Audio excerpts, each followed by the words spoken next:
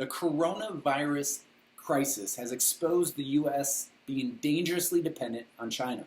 We're seeing what happens when ventilators and masks are made overseas. But an even more dire threat looms, and that is outsourcing our nation's food security to China and other foreign countries. We've been a secure nation because we are a food secure nation. We need to see that having domestic farmers is an issue of national security. In the past decade, our politicians, and to be honest, it's been both sides, have allowed corporations affiliated with China to buy up Syngenta and Smithfield, two important companies for Iowa farmers.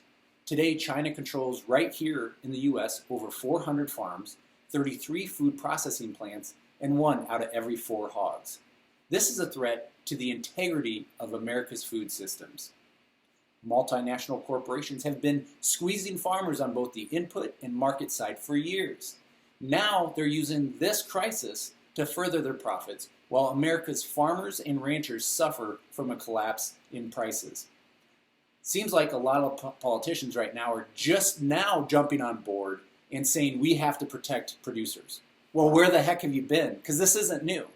And the reality is that this president, Congress, and DC has failed us.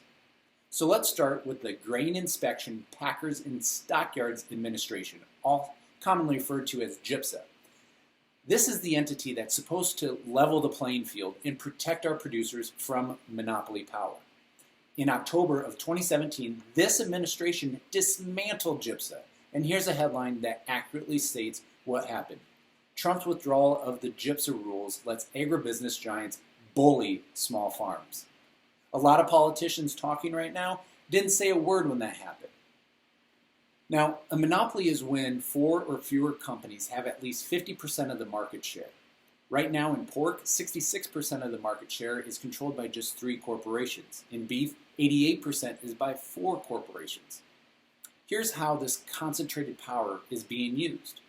Hog farmers are mostly contracted, and these contracts force producers to buy from a certain place, raise the hogs a certain way, and sell the hogs for a set price. But if anything goes wrong, the farmer is on the hook. Here in Iowa, we have lost 95% of our independent hog farmers due to this vertical integration.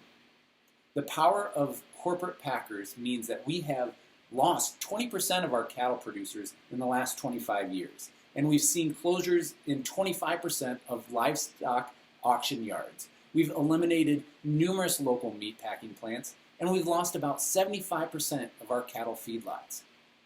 Just last year, National Beef, which is out of Brazil, bought Iowa Premium, one of the few remaining regional packers where cattle could be sold into a cash market for fair prices.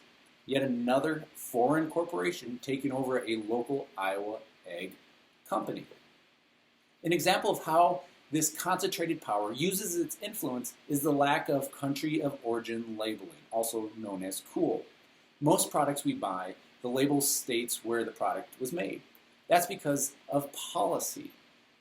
With pork and beef, we currently do not have policy for that. So lower quality meat can be imported from a place like Brazil, repackaged here in the US, and the label will have made in the USA.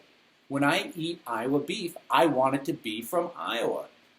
A lot of politicians talking about America first, but they're the ones who have allowed this to happen.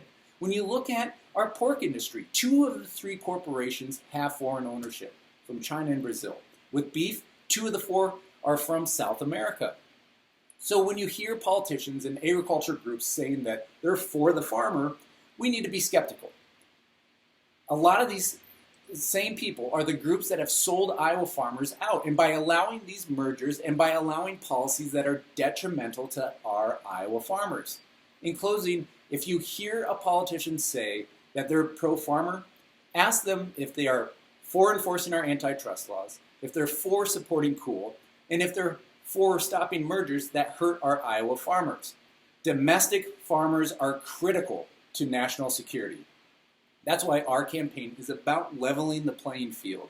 It's about giving the farmers a fighting chance to allow them to stay on their lands and make a dime.